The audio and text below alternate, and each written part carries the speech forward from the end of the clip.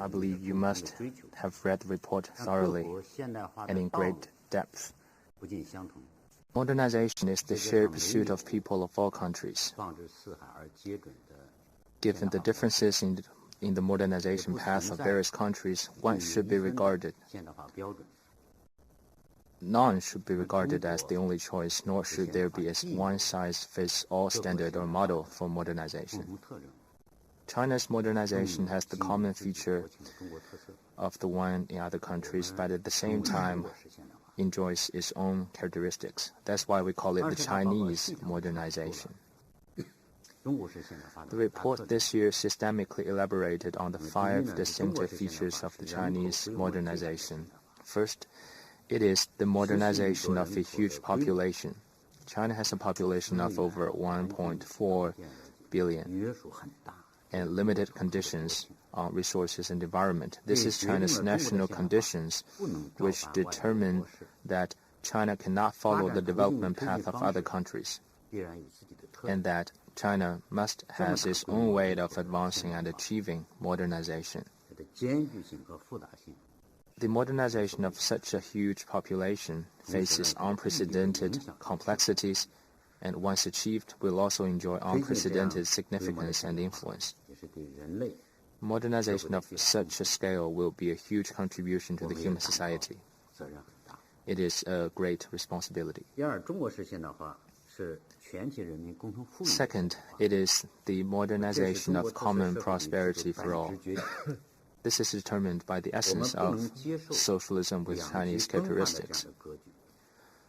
Polarized wealth distribution is not acceptable.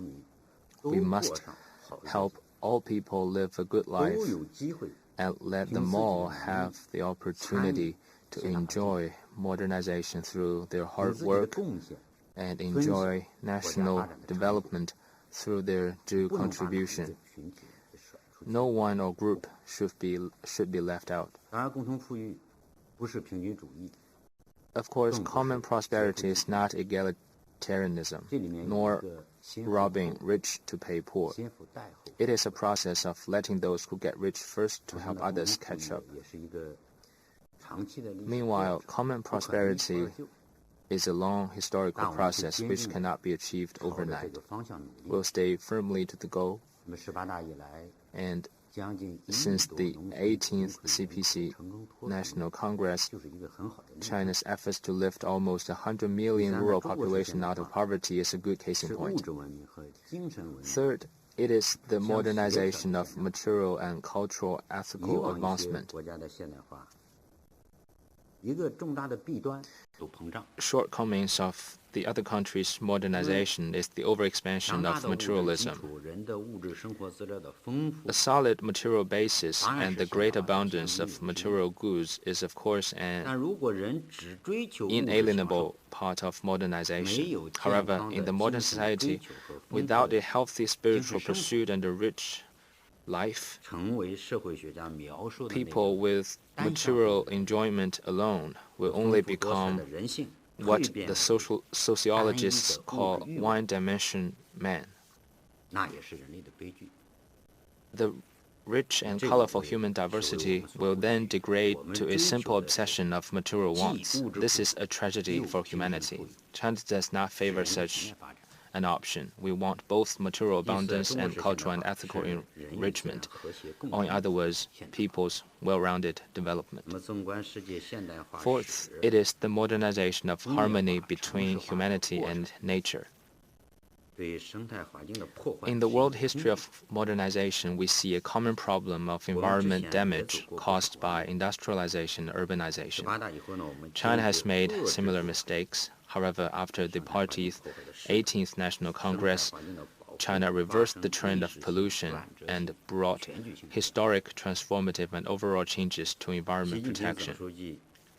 General Secretary Xi Jinping's statement of "green is gold" enjoys broad public support and has been integrated into China's system, policies, and culture. China will continue to follow and uphold sustainable development. Fifth, it is the modernization of peaceful development. China will not tread the old path of war, colonization, and plunder taken by some countries. Will always hold the banners of peace, development, cooperation, and mutual benefit. This is decided by our system and culture. The path of peaceful development serves the fundamental interest of China. Will continue to follow this path, and we hope other countries will also pursue peaceful development. As for the question of whether China intends to export this development model, I think China's position has been consistent and clear. That is, China does not intend to export its model to other countries.